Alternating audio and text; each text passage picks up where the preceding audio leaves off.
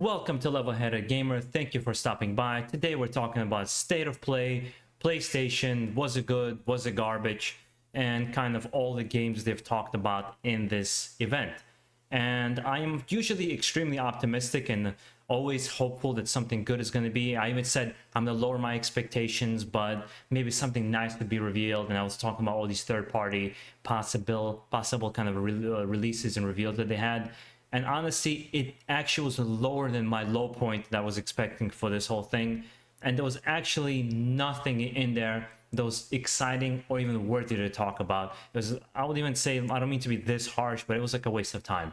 And so it was a waste of a half an hour to even watch it. They could have released the gameplay on their own. But let's go down the list of a couple things that they've revealed. I'll skim over some. I'll talk about a little bit more about others.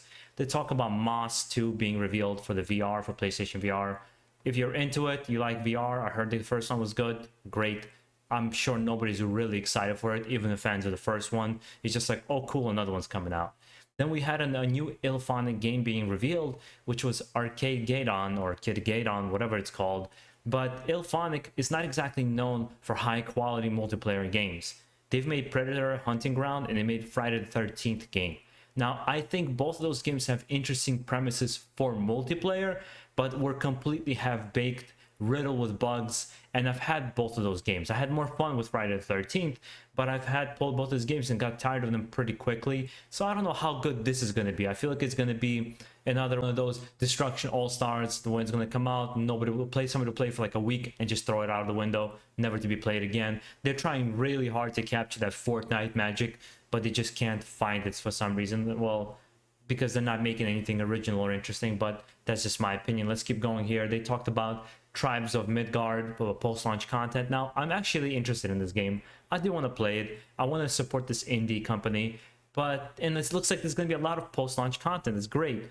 But again, it's nothing I'm going to be jumping out of my seat for, excited, and that I needed a whole event to be shown, as one of the games to be shown there. They could have just released a trailer and update. People would have appreciated it for the fans that really were looking forward to it, not for Sony fans tuning in into an event expecting something interesting.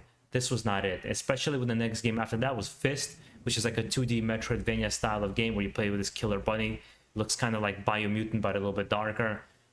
I'm completely not interested in this game. I don't really care about playing it, guys. Not because it's bad. I'm not saying the game is bad, but it's like I have a limited amount of time to play, and I can only play certain amount of games. So I tend to pick the highest rated or the highest quality games that I can for the most part. Of course, I miss a mark sometimes here and there, but I can't play. I don't have an infinite amount of time. I'm sure a lot of people are in the same boat, so you can't buy every single indie game that ever comes out, or even every single AA or AAA game that comes out. You have to be a little bit more selective. So that's just gonna be tossed to the side, never be talked about. And then Sifu, that I'm excited about it, and despite being an indie game, I have to play it because I'm a huge martial arts and kung fu fan, and it's just absolutely bringing that kind of Donnie Yen, Jackie Chan feel to it. I'm not gonna probably buy it the first day. I might wait for a sale, but I'm interested in the game because I like their previous game, The Absolver. Then they talked about The Far Shore. I really don't care. I don't know who's going to care about this game. I'm sure the guys seemed very passionate about the game and they want to create something interesting, and I understand that. But just from a gamer's perspective, I don't care. I don't want to play it, especially where it's mostly just flying around. At least from No Man's Sky, you were able to get out. There was combat. There's resource gathering. Here it just seems like extremely simplified and kind of dumbed down. No, I'm not interested in it. They revealed a Demon Slayer game that's going to be coming out. Now, I've never watched the anime myself. I know it's an extremely popular anime. I haven't watched it myself. I, again, don't really care as somebody who's not into the anime. It doesn't seem like they were trying to cater to fans of all kinds in particular. I'm sure the fans of Demon Slayer are going to be excited for this guy, but I really don't care. Then we got Lost Judgment, which is basically a Yakuza with a different skin. And with Yakuza games, they're great for what they are, and you know what to expect from them. It's almost like Call of Duty. You know what to expect, a certain level of quality, a certain type of game, and if that's what you enjoy, you go into it and enjoy it and have fun. But somebody like me, I've tried so many times to get into Yakuza, just not a game for me. It's too simplistic. The story tends to be a little too overly dramatic and drawn out, like a lot of Japanese movies. So it wasn't a game for me 100%. So I don't knock it. I just kind of push it off to the side. They talked about Death Stranding Director's Cut. We got more information. There's like improved melee, new missions, new story missions, new building structures, and even new bosses. And honestly speaking, I love Hideo Kojima. I've expressed that multiple times on this channel, but I'm not going to be replaying the game. I'm just not going to be doing it. It's not one of those games I want to replay like Metal Gear Solid. It's a one and done for me, especially with the way Sony's been handling remakes or remasters or whatever it is that you have to pay extra. I'm not doing it. I don't care about it enough to replay it.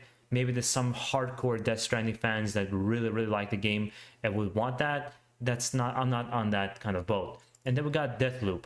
Now, I've actually got a little bit more disappointed with Deathloop than I thought I would, because I'm excited for the game. It still looks great and I still want to play it. But I was hoping to finally see some gameplay from Juliana's perspective. What is it like to invade Cole's game, and how does it affect everything overall? Do you get some kind of rewards?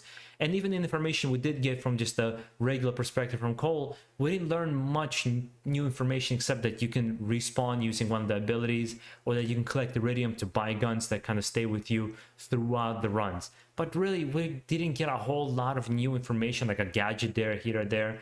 But they're holding something back. They don't want to reveal, obviously, everything. But I thought it would be a good time to do that. They talked about 9-minute gameplay, but it's nothing we haven't seen before from any of the one of their gameplays or the preview that they had, what was it, a month ago. So I think this overall event was an absolute disappointment, absolute waste of time. And I thought this was the opportunity for Sony, after E3 and everything blown over. I think we all had eyes on Sony with all the rumors that the new event is coming up, that they're going to show something big, something interesting.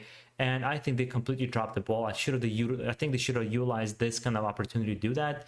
I know they're going to release other events that's going to be in August, September, October, whatever, and they're going to reveal these big games. They're going to show God of War, more Horizon Forbidden West, new games, everything. I know that's going to happen, but I think after E3, a lot of us expected to see something, and then we didn't get it. Even with their warning, I don't think it was enough for us really to kind of, we still had hopes for something big. We didn't get it, unfortunately.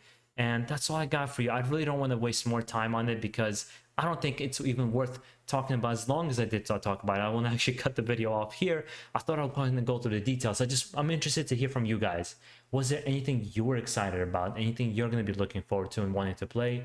Let me know down below in the comments.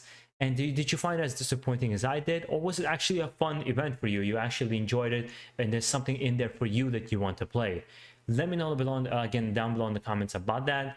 And if you do enjoy this kind of content, make sure to subscribe to this channel. We'll talk about gaming news, leaks, impressions, reviews, and all kinds of gaming stuff on this channel. And guys, I hope you enjoy the rest of your day. It's hot as hell here in New York, and it's really humid. I'm just trying to survive with the air conditioner on all day long. Guys, peace out. Have a good one.